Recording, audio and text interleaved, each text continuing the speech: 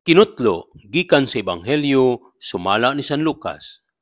O gisultian sila ni Jesus nining sambingaya. Ang buta dili makaagak sa laing buta. Kung buhaton niya kini, mga hulog silang duha sa kanal. Walay tinun-an nga labaw sa iyang magtutudlo. Apan kung ang tinun-an hingpit ng nakat-on sa tanang gikatudlo kaniya, maisama siya sa iyang magtutudlo. Nganong nagtanaw ka man sa puling sa imong isig katawo, apan wala mo tagda ang troso diha sa imong mata. Unsaon mo man pagingon sa imong isig katawo, ambi, ako'y pakuhaa sa imong puling, nga wala ka man gani makakita sa troso nga ana sa imong kaugalingong mata.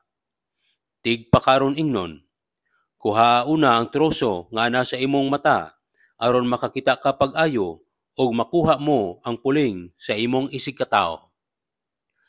Ang Ebanghelyo sa Ginoo. Pag-ampo. Sayon pagingon og tudlo sa sayop sa uban, pagbasol og pagsaway.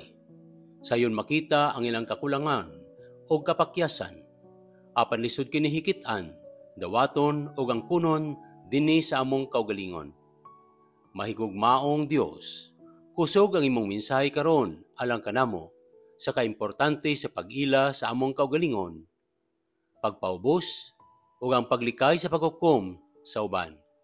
Pahinumdumi kami sa among kaugalingong espiritual nga pagtubo, nga magpamalandong sa among kaugalingon nga sala, kahuyang o garbo. Patuboa kami sa imong kaalam, aron makakaton kami sa pagtagad og tabang nga may pagsabot og gugma. Amen. Salamat sa pagpaminaw sa Ebanghelyo o pag-apil sa pag-ampo alang karong adlaw.